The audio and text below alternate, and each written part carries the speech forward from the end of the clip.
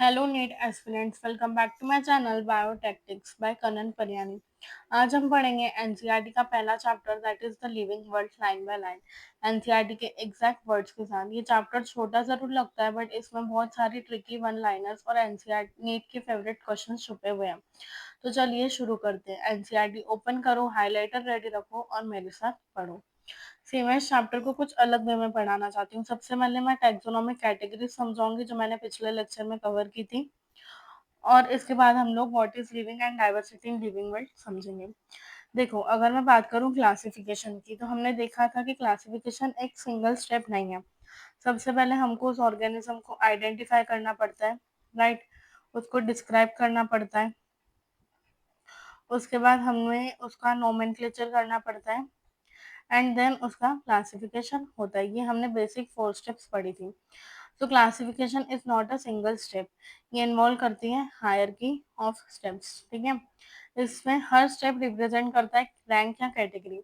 देखो, जब तुम पढ़ोगे टैक्सोनॉमिक हायरकी तो इसमें 7 ऑब्लिगेट कैटेगरीज होती हैं, फ्रॉम किंगडम टू स्पेशीज। तो हर यूनिट एक रैंक को रिप्रेजेंट करता है, एक कैटेगरी को रिप्रेजेंट करता है जिसमें कई सारे ऑर्गेनिज्म होते हैं, ठीक है। जो कैटेगरी है it is a part of overall taxonomic arrangement, ऐसे इसलिए इसको बोला जाता है टेक्सोनोमिक कैटेगरी। ये सारी कैटेगरीज मिलकर बनाती हैं टेक्सोनोमिक हायरार्की। हर कैटेगरी को हम यूनिट ऑफ क्लासिफिकेशन मानते हैं। इनफैक्ट जो रिप्रेजेंट करती है एक रैंक, इसको ये भी बोला जाता है कि टैक्सॉन। सपोज मैं स्पेशीज की बात कर रही हूँ तो वो एक टैक्सॉन है, मैं किंगडम की बात कर रही हूँ तो it is a taxon. It is a unit of classification जिसे हम रैंक भी बोल सकते हैं, ठीक है। Taxonomic categories and hierarchy can be illustrated bye an example. जैसे सपोज एक इंसेक्ट है, तुम इंसेक्ट को इमेजिन करोगे तो तुम्हारे पास, तुम कैसे ऑर्गेनिज्म को इमेजिन करोगे जिसके पास 3 पेयर्स ऑफ जॉइंटेड लेग्स हो, राइट, वो फ्लाई कर सकता हो, वो बहुत छोटा सा हो। ये कुछ उसके कॉमन फीचर्स हो गए और इसी अकॉर्डिंग तुम उसे रिकॉग्नाइज करोगे। तो हमने क्या किया, हमने एक ऑर्गेनिज्म को आइडेंटिफाई किया, फिर वैसे ऑर्गेनिजम्स जैसे वो दिखता है वैसे और कुछ ऑर्गेनिजम्स को हम देखेंगे और फिर उसे एक कॉमन कैटेगरी में डाल देंगे, ठीक है। So remember, groups represent category, category further denotes rank and each rank और taxon is a unit of classification. और जब मैं बात करूं इनकी टैक्सोनॉमिक कैटेगरीज की, तो देखो ये बहुत इंपॉर्टेंट लाइन है, इसलिए मैं रेड से हाईलाइट कर रही हूँ। दैट इज, ये कई बार पूछा गया क्वेश्चन है स्टेटमेंट में। टैक्सोनॉमिक ग्रुप्स या taxonomic categories are distinct biological entities, not merely morphological aggregates. इसका मतलब क्या है?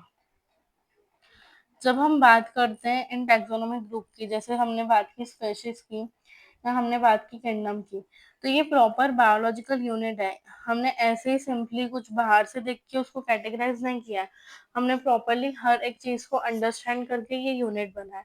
So this are distinct biological entities and not merely morphological aggregates, ठीक है। आई होप तुमको यहाँ तक सारी चीजें क्लियर होंगी। अब देखो, taxonomic studies of all known organisms have led to the development of common categories such as kingdom, phylum or division for plants, class, order, family, genus and species. ये पूरी टैक्सोनॉमिकल हायरकी है जो हमने taxonomic studies करने के बाद बनाई है, ठीक है। इसमें सारे ऑर्गेनिजम्स होते हैं, प्लांट से लेके एनिमल तक, एवरी चीज, हर स्पेशीज, लोएस्ट कैटेगरी। अब तुम्हारे माइंड में एक क्वेश्चन आ सकता है कि इनको हमें प्लेस कैसे करना है, राइट। तो जो बेसिक रिक्वायरमेंट है it is the knowledge of characters of individual group या ऑर्गेनिज्म। तुम किसी ऑर्गेनिज्म को देख के कोई ग्रुप में डाल रहे हो तो तुम्हें पता होना चाहिए कि उस ग्रुप के कॉमन कैरेक्टरिस्टिक क्या है। जैसे तुम इंसेक्ट को डाल रहे हो तो ऑब्वियसली उसमें जो अदर ऑर्गेनिज्म रहेंगे वही उसके कुछ कैरेक्टर्स के होंगे, सिमिलर कैरेक्टर्स के होंगे, राइट। तो तुमको सिमिलरिटीज और डिसिमिलरिटीज हर ऑर्गेनिज्म की समझनी होंगी and then you can group them. अब देखो, मैंने तुमको पता है टैक्सोनॉमिक हायरार्की इन्वॉल्व करती है किंगडम जो कि लार्जेस्ट यूनिट है, राइट। उसके बाद फाइलम, क्लास, बीच में आती है सब क्लास बट वो हमें नहीं पढ़नी है, हमें सिर्फ ये पढ़नी है ऑब्लिगेट कैटेगरीज। फिर आता है order, family, genus and the last one is species. ये कैटेगरीज है, 7 ऑब्लिगेट कैटेगरीज, ठीक है। इसे तुम याद रख सकते हो बाय कीप पॉट्स क्लीन और फैमिली गेट सिक। तो देखो सबसे लोएस्ट जो कैटेगरी है दैट इज स्पेशीज। अब देखो हम समझेंगे स्पेशीज क्या। सबसे पहले तो ये याद रखना, स्पेशीज टर्म दी थी अर्नस्ट मेयर ने, जिनको डार्विन ऑफ 20th सेंचुरी भी बोला जाता है। ये मैंने तुमको लास्ट लेक्चर में बताया। See taxonomic studies considered a group of individual organism and fundamental similarities as a species. Species मतलब कुछ ऐसे ऑर्गेनिज्म जो रिप्रोडक्टिवली आइसोलेटेड हो दूसरे ऑर्गेनिज्म से, ठीक है। One should be able to distinguish one species from other closely related species based on distinct morphological differences. जैसे हम कंसिडर करते हैं मैंजिफेरा इंडिका जो कि है मैंगो, राइट। सोलेनम ट्यूबेरोसम जो कि है पोटैटो, एंड पैंथेरा लियो जो कि है लॉयन।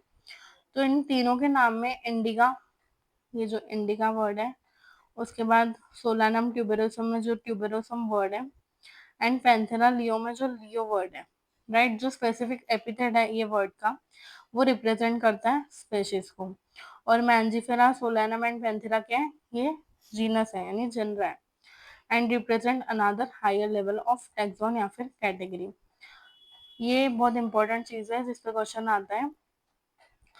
अगर एक जीनस है तो उसके कई सारे स्पेसिफिक एपिथेट्स हो सकते हैं, ठीक है, जिनमें कुछ मॉर्फोलॉजिकल सिमिलरिटीज हो। जैसे पैंथेरा के बहुत अदर अदर स्पेशीज है, जैसे पैंथेरा टिग्रिस मतलब टाइगर, पैंथेरा लियो मतलब लॉयन। वैसे ही सोलानम ट्यूबरोसम मतलब पोटैटो, सोलारम निग्रम मतलब कॉर्न, एंड सोलानम मिलोंजिना मतलब ब्रिंजल, ठीक है। अब ह्यूमन बीइंग बिलोंग्स करते हैं तो species sapiens which is group in genus Homo. तो होमो सेपियंस क्या हो गया, ये पूरा बायोलॉजिकल नेम हो गया। इसमें जो होमो है वो क्या है, इट इज जीनस, एंड जो वर्ड है सेपियंस ये क्या है, species, right. This is species. तो आई होप तुमको यहाँ तक सारी चीजें समझ में आ गई होंगी। किसने दी थी species term, it was given by Ernst Mayr, right. अब सेकंड चीज जो हम पढ़ेंगे दैट इज जीनस। देखो इसमें बहुत थ्योरी है, इसलिए मैंने तुमको बोला था कि ये पार्ट मैं तुमको एनसीईआरटी से रीड करवा दूंगी। अब देखो जब हम बात करते हैं जीनस की तो ये कंप्राइज करता है ग्रुप ऑफ रिलेटेड स्पेशीज। वैसे ही फैमिली की बात करोगे तो उसमें आएंगे ग्रुप ऑफ रिलेटेड जनरा, मतलब स्पेशीज, सब बहुत सारी स्पेशीज मिलके बनाई जीनस, बहुत सारे जीनस मिलके बनाए फैमिली, बहुत सारी फैमिलीज मिलके बनाई क्या, ऑर्डर, बहुत सारे ऑर्डर मिलके बनाए क्लास, रिलेटेड क्लास मिलके बनाई फाइलम, एंड रिलेटेड फाइलम्स मिलके बनाए किंगडम, ऐसा होता है। सी इसमें जो कॉमन कैरेक्टरिस्टिक होते हैं वो एज कम्पेयर टू स्पेशीज थोड़े ज्यादा होते हैं। We can say that genre क्या है, एग्रीगेट है of closely related species. For example potato and brinjal ये दो डिफरेंट स्पेशीज है बट ये बिलोंग करती है टू जीनस सोलानम, राइट। वैसे ही पैंथेरा लियो या पैंथेरा पेरिडस जो कि लियोपार्ड, और पैंथेरा टिग्रस ये भी तीन अलग अलग स्पेशीज हैं बट इनका जीनस सेम है, Panthera. Genus differ from another genus, जैसे अगर फेलिस की बात करो तो ये इंक्लूड करता है cats. Next one is family. Family क्या है, it is group of related genera which still less number of similarities. जैसे जैसे तुम टैक्सोनॉमिक कैटेगरी में देखो ये हाईएस्ट है तो यहाँ पे जो कॉमन कैरेक्टरिस्टिक्स रहेंगे वो बहुत कम रहेंगे और यहाँ पे ज्यादा रहेंगे। एंड जब तुम ऊपर जाओगे तो वो बहुत ज्यादा डिफिकल्ट हो जाएगा तुम्हारे लिए क्लासीफाई करना। सी ये तुम्हें आगे एनसीईआरटी के स्टेटमेंट में समझ में आएगा जो मैंने अभी बोला। फैमिलीज क्या है, फैमिली किसके बेसिस पे कैरेक्टराइज्ड होती है, both vegetative and reproductive features of plant species. अगर प्लांट की बात करें तो तीन डिफरेंट जनरा है, सोलेनम जिसमें पोटैटो आता है, पेटूनिया और धतूरा, ये तीनों ही प्लेस्ड है फैमिली सोलेनेसी में। वैसे ही एनिमल्स की बात की जाए तो जीनस पैंथेरा जिसमें लायन, टाइगर और लियोपार्ड आता है, ये along with फेलिस एक कॉमन फैमिली में that is Felidae. Similarly if you observe a feature of cat and dog, तुम उसमें कुछ ना कुछ सिमिलरिटीज तो देखोगे और कुछ ना कुछ डिफरेंस, बट ये दोनों अलग अलग फैमिली में। जैसे कैट की फैमिली को बोला जाता है फेमिलिडिया फेलिडिया, तो डॉग की फैमिली को बोला जाता है कैनेडिया। ठीक है, ये डॉग की है, इसको याद रखना। Canidae is of dog. ठीक है, नेक्स्ट। नेक्स्ट है ऑर्डर। ऑर्डर में क्या होगा? Of course related families, right. Generally order and other taxonomic categories are identified based on aggregates of character. Order थोड़ी हायर कैटेगरी है, इसलिए इसमें रहता है assemblage of different different family. जैसे इसमें आ गई सोलनेसी और कॉन्विलेसी, ये मिलके बना गई एक ऑर्डर, राइट। सिमिलर कैरेक्टर्स यहाँ पे कम होते जाते हैं, जैसे हम स्पेशीज से हायर ऑर्डर की तरफ बढ़ते हैं, हायर कैटेगरी की तरफ, तो सिमिलर कैरेक्टर्स कम होते जाते हैं, राइट। जैसे प्लांट की जो फैमिलीज हैं वो है कॉन्विलेसी, सोलानेसी इंक्लूडेड है in order Polemoniales based on floral characters. ठीक है, वैसे ही जो ऑर्डर है कार्निवोरा, ये इंक्लूड करता है फैमिलीज लाइक फेलिडिया एंड कैनिडिया, मतलब कैट और डॉग एक ही ऑर्डर में आ गए, जो कि है कार्निवोरा। नेक्स्ट है क्लास। अब क्लास में क्या होगा? Include related orders. जैसे ऑर्डर प्राइमेटे के अंदर कौन कौन आ गए? Monkey, gorilla, gibbon. ठीक है, ये प्लेस्ड हो गए in class Mammalia along with order Carnivora. ठीक है, नेक्स्ट है फाइलम। क्लासेस जो कंप्राइज करती है animals like fishes, amphibians, reptile, birds, ये लोग आते हैं कॉमन फाइलम में, जिनको हम बोलते हैं फाइलम कॉर्डेटा, राइट। और फिर सबसे बड़ी लार्जेस्ट कैटेगरी आती है kingdom. This includes related phyla. ठीक है, जैसे kingdom Animalia, kingdom Plantae, kingdom Fungi. I hope तुमको यहाँ तक चीजें समझ में आ गई होंगी। अब देखो, the taxonomic categories from species to kingdom have been shown in ascending order. देखो, ये इनका असेंडिंग ऑर्डर है, from lowest category to the highest category. Now see, ये चीज समझो, जब तुम हायर जाते हो फ्रॉम स्पेशीज टू किंगडम, तो जो नंबर है कॉमन कैरेक्टरिस्टिक का वो डिक्रीज हो जाता है। जितना लोअर रहेगा वो टैक्सन उतनी ज्यादा रहेंगे उसमें common characteristic. And higher the characteristic category there is greater difficulty in determining them. फिर जो मैं तुमको लेक्चर में बताया था कि एक इम्पोर्टेंट टेबल बना हुआ है, वो ये है। और ये तुमको कुछ भी कंडीशन में याद होना ही चाहिए, क्योंकि अगर लिविंग वर्ल्ड से क्वेश्चन आ रहा है तो डेफिनेटली यहाँ से आ सकता है। देखो, सबसे पहला है मैन। मैन का बायोलॉजिकल नेम है होमो सेपियंस, जिसमें उसका जीनस है होमो, स्पेशीज है सेपियंस, फैमिली है Hominidae, order Primata, class Mammalia and phylum Chordata. वैसे ही house fly, Musca domestica, genus Musca, family स्पिया, order Diptera, class Insecta and phylum Arthropoda. वही मैंगो, मैंजिफेरा इंडिका, ये तो तुम्हें याद ही होगा, genus Mangifera, family Anacardiaceae, order Sapindales, class dicotyledon और phylum angiosperm.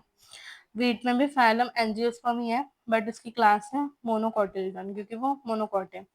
Order poles, family Poaceae और जीनस ट्राइटिकम, क्योंकि इसका साइंटिफिक नेम है ट्राइटिकम एस्फेटियम। ये तुमको याद करना पड़ेगा, तुम 2-3 दिन रोज लिख लिख के प्रैक्टिस करोगे तो इजीली याद हो जाएगा।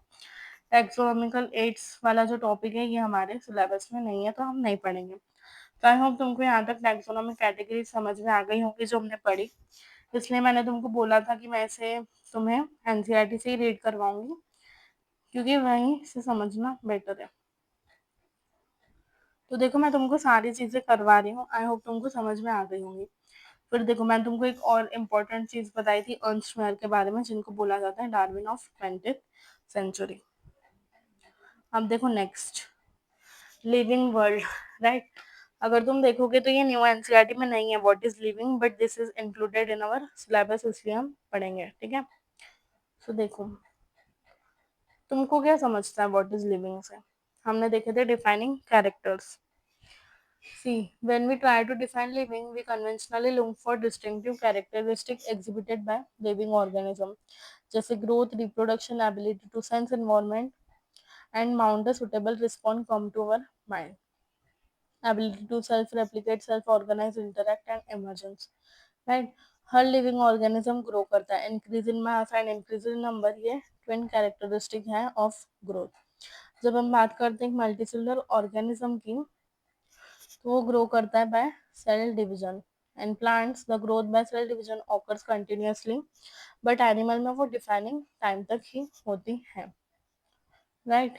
यूनिसेलुलर ऑर्गेनिज्म भी ग्रो करते हैं by cell division. In majority of higher animals and plants, growth and reproduction are mutually exclusive event. मतलब growth is not equal to reproduction in higher organism. But वहीं पे तुम यूनिसेलुलर ऑर्गेनिज्म की बात करो तो उसमें growth and reproduction he mutually inclusive events है। अब देखो ग्रोथ डिफाइनिंग फीचर क्यों नहीं है, क्योंकि नॉन लिविंग थिंग्स भी ग्रो करती हैं। Increase in body mass as a criteria of growth, जैसे mountains, boulders and sand mounds do grow. However this kind of growth is exhibited by non living object, इसलिए ये एक defining feature नहीं है। Next is reproduction. देखो मैंने तुमको ये बहुत अच्छे से समझा है, इसलिए मैं तुमको हल्का से इसका ओवरव्यू समझा रही हूँ एनसीईआरटी से। थोड़ा काम तुम भी कर लो, राइट, थोड़ी मेहनत तुम भी कर लेना, तुम अच्छे से पढ़ लेना। देखो रिप्रोडक्शन में बात की जाए तो मल्टीसेलुलर ऑर्गेनिज्म में reproduction refers to production of progeny, right, जिसे हम बोलते हैं सेक्सुअल रिप्रोडक्शन। अब ये देखो ये चीजें इंपॉर्टेंट है, इसलिए मैं इसको ब्लू से हाईलाइट कर रही हूँ। सी, जब हम बात करते हैं लोअर ऑर्गेनिजम्स की तो उसमें होती है असेक्सुअल रिप्रोडक्शन। जैसे यीस्ट और हाइड्रा में बात करें तो उसमें होती है बाय ब्रीडिंग।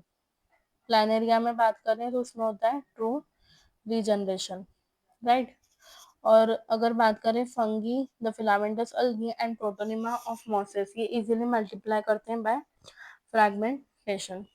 मैंने बताया तुमको यूनिसेलुलर ऑर्गेनिज्म में reproduction is synonymous with growth, that is चाहे रिप्रोडक्शन हो या ग्रोथ हो, दिस आर इक्वल, ठीक है। रिप्रोडक्शन में भी हमको एक्सेप्शन देखने के लिए मिलती है, जैसे म्यूल, स्टेलाइल वर्कर बी और infertile human couple grow reproduce नहीं कर सकते, इसलिए रिप्रोडक्शन भी डिफाइनिंग फीचर नहीं है। Now another characteristic is metabolism. इसके एनसीईआरटी में तुमको बहुत अच्छे से रीड करवाऊंगी क्योंकि इट इज इम्पोर्टेंट। देखो जो अनदर फीचर है दैट इज रिप्रोडक्शन, समझना। देखो हमें पता है कि सारे लिविंग ऑर्गेनिजम्स केमिकल से बने हुए थे। ये केमिकल स्मॉल हो या बिग हो belong to various classes, size and function and are constantly being made and change into some other biomolecule. तो ये सारी जो हमारे अंदर रिएक्शंस होती हैं ऑकरिंग साइमल्टेनियसली, इसको ही बोला जाता है metabolism of body. The sum total of all chemical reaction occurring in our body is metabolism. और कोई नॉन लिविंग ऑब्जेक्ट एग्जिबिट नहीं करता मेटाबॉलिज्म, इसलिए it is a defining feature, right. Metabolic reactions demonstrate हो सकती हैं outside the body in cell free system. An isolated metabolic reaction outside the body of an organism in a test tube is neither living, या ही वो non living रहती है। Hence, while metabolism is a defining feature of living organism without exception, isolated metabolic reactions जो in vitro होती है, मतलब test tube में होती है, ये लिविंग थिंग तो नहीं है but this are surely living reaction, और इसलिए सेलुलर ऑर्गेनाइजेशन भी डिफाइनिंग फीचर है of life form. The next is consciousness, जो कि भी डिफाइनिंग फीचर है लिविंग ऑर्गेनिज्म का। देखो मैं समझाती हूँ तुमको। सी कॉन्शियसनेस मतलब क्या, तुम एनवायरनमेंट को के थ्रू रिस्पॉन्ड कर रहे हो, you are responding to the environmental stimuli which could be physical, chemical या biological.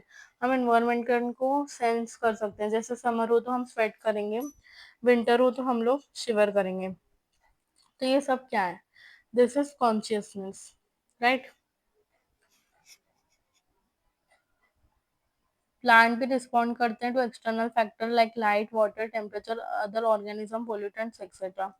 So all organisms from prokaryotes to most complex eukaryote can sense and respond to environment. Photoperiod affect reproduction in seasonal breeders, both plant and animal.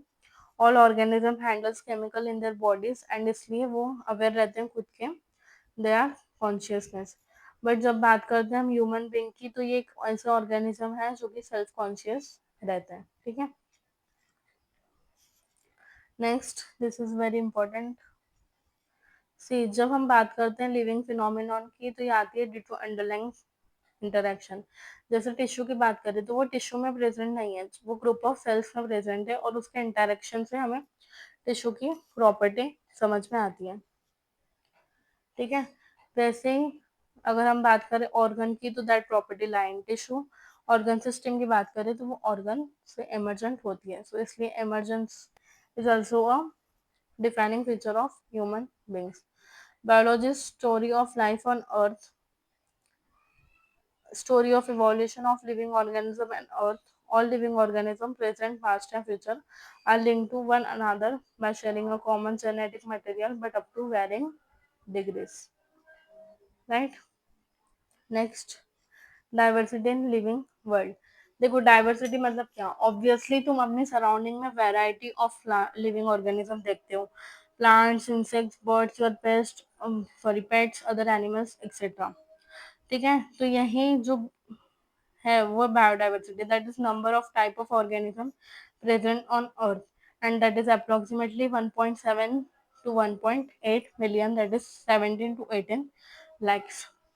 अभी हर लोग, मतलब हर अपने शहर में ये कोई local name से जाने जाते हैं, बट जब पीपल खुद में कम्युनिकेट करेंगे तो it often leads to confusion. इसलिए डिसाइड किया गया कि इनका नेम स्टैंडर्डाइज होना चाहिए, इनको प्रॉपरली नेम दिया देना चाहिए, और जो प्रोसेस है जिससे इनको प्रॉपरली नेम दिया जाता है, दैट इज नोमेनक्लेचर। अब नोमेनक्लेचर डायरेक्टली तो नहीं होगा, उसके लिए ऑब्वियसली उस ऑर्गेनिज्म को आइडेंटिफाई करना पड़ेगा। तो सबसे पहले आइडेंटिफिकेशन होता है, उसको डिस्क्राइब करते हैं अच्छे से, राइट। उसके बाद उसका नोमेनक्लेचर होता है, and then it is classified. तो ऐसे करने के लिए कुछ, मतलब कुछ लोगों ने कम्युनिटी बनाई। जैसे अगर हम बात करें प्लांट्स की, तो there is international code for botanical nomenclature, जो प्लांट्स का नेम डिसाइड करते हैं, और वैसे international code of zoological nomenclature, जो एनिमल्स का नेम डिसाइड करते हैं, राइट। अब बायोलॉजिस्ट ने ये डिसाइड किया कि एक प्रिंसिपल होना चाहिए जिसके अकॉर्डिंग नेम किया जाए लिविंग ऑर्गेनिज्म को। तो उन्होंने डिस्कवर किया बायोनोमियल नोमेनक्लेचर, जिसमें दो कंपोनेंट होंगे, एक जेनेरिक नेम, दूसरा स्पेसिफिक एपिटेल। क्योंकि ये दो वर्ड का बना हुआ है, इसलिए इसको बोला जाता है बायोनोमियल नोमेनक्लेचर। ये दिया गया था कार्ल लिनियस ने, ठीक है। सी, अब इसके रूल्स पढ़ लेते हैं हम। देखो, सपोज हमारे पास है एग्जाम्पल मैंजिफेरा इंडिका, राइट, जो कि मैंगो का नाम है। तो ये एक बायोनोमियल नेम है। जो मैंजिफेरा है वो जीनस है, और जो इंडिका है वो पर्टिकुलर स्पेशीज या स्पेसिफिक एपिथेट है। तो इसके कुछ रूल्स हैं। सबसे पहला है कि ये जनरली लैटिन में होने चाहिए, दे आर लैटिनाइज्ड। जो फर्स्ट वर्ड है बायोलॉजिकल नेम का, जो कि रिप्रेजेंट करता है जीनस, और सेकंड स्पेसिफिक एपिथेट। जब वर्ड्स लिखे हो hand written, they should be separately underline, या जब प्रिंटेड हो तो वो इटैलिक्स में होने चाहिए, तो इंडिकेट द लैटिन ओरिजिन। जो फर्स्ट वर्ड होगा वो डिनोट करेगा जीनस, जो कि स्टार्ट करता है विद कैपिटल लेटर, और जो स्पेसिफिक एपिथेट है वो स्टार्ट करेगा विद स्मॉल लेटर। और अगर तुमको ऑथर का नाम लिखना हो तो तुम उसको एब्रीवेटेड फॉर्म में लिख सकते हो, लाइक लीन, ठीक है। देखो यहाँ पे लिखा होगा, सो इट वॉज ऑल। और फिर हम लोगों ने पढ़ी टैक्सोनॉमी। देखो, characterization, identification, classification and nomenclature, ये बेसिस है टैक्सोनॉमी के। टैक्सोनॉमी कोई नई चीज़ नहीं है। ह्यूमन बींग्स बहुत अर्लियर टाइम से अकॉर्डिंग टू देयर नीड चीज़ों को क्लासीफाई करते आए हैं, ठीक है। तो टैक्सोनॉमी मतलब क्या, सिंपली चीज़ों को क्लासीफाई करना। और अगर हम बात करें सिस्टमैटिक्स की, तो सिस्टमैटिक्स में इवोल्यूशनरी रिलेशनशिप को भी देखा जाता है। सी, ये इम्पोर्टेंट है, इसको याद रखना। देखो, based on characteristic all living organism can be classified into different taxa, जो कि एक कैटेगरी है, एक रैंक है, उसे बोला जाता है टैक्सोनॉमी। इसमें क्या क्या देखेंगे हम, एक्सटर्नल और इंटरनल स्ट्रक्चर, मतलब वो ऑर्गेनिज्म बाहर से और अंदर से कैसे दिखता है। उसके साथ हम सेल का स्ट्रक्चर देखेंगे। Then we will see development, process और इकोलॉजिकल इंफॉर्मेशन, जो कि ऑर्गेनिज्म के लिए एसेंशियल है। तो ये कुछ चीज़ें हैं जो बनाती हैं basis of modern taxonomic categories, right. तो आई होप तुमको यहाँ तक सारी चीज़ें समझ में आ गई होंगी। अब हम एक इम्पॉर्टेंट चीज़ पढ़ लेते हैं जो कि अक्सर स्टूडेंट स्किप कर देते हैं, that is summary of every chapter. क्योंकि जो टेक्स्ट में नहीं लिखा हुआ रहता है ना, वो कभी कभी समरी में लिखा हुआ आता है। सी, हम पता है living world is rich in variety, है ना। मतलब हमें बहुत सारे ऑर्गेनिजम्स देखने को मिलते हैं हमारे लिविंग वर्ल्ड में। Millions of plants and animals have been identified and described, but a large number still remains unknown. इतने सारे organisms हैं तो बहुत सारों का नाम अभी तक हमें पता नहीं है। The very range of organism in terms of size, color, habitat, physiological and morphological features make us seek the defining characteristic of living organism. इतनी अलग अलग चीज़ें organism को क्लासीफाई करने के लिए, इसलिए हमें लिविंग ऑर्गेनिज्म के डिफाइनिंग फीचर्स को पढ़ना पड़ा। देखो, the branch of knowledge dealing with the aspects is referred as taxonomy, जिससे हम ऑर्गेनिज्म को क्लासिफाई कर सकते हैं। Taxonomic studies of various species of plants and animals are used in agriculture, industry, forest and in general knowing of our bio resources. जो basis है taxonomy का वो है identification, nomenclature that is naming, and classification of organisms, right? Any organism represent or occupy a place or position in system of classification. बहुत सारी categories और ranks हैं जिनको हम कॉमनली बोलते हैं टैक्सम। ऑल कैटेगरीज कंस्टिट्यूट करते हैं टैक्सोनॉमिक हायरार्की, जिसमें 7 कैटेगरीज आती हैं from kingdom to species. Taxonomist have developed a variety of taxonomic aids, ये सिलेबस में नहीं है, ठीक है। So let's keep it. So this was everything about the chapter living world.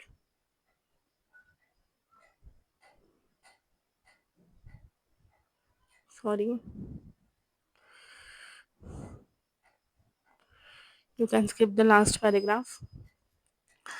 सो अगर आपको आज की एनसीईआरटी रीडिंग हेल्पफुल लगी हो तो एक लाइक ज़रूर कर लेना, चैनल को सब्सक्राइब करना मत भूलना and share it with your NEET buddies.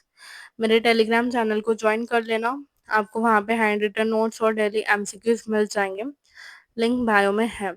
और हाँ, सब्सक्राइब करना मत भूलिएगा। मिलते हैं नेक्स्ट वीडियो में।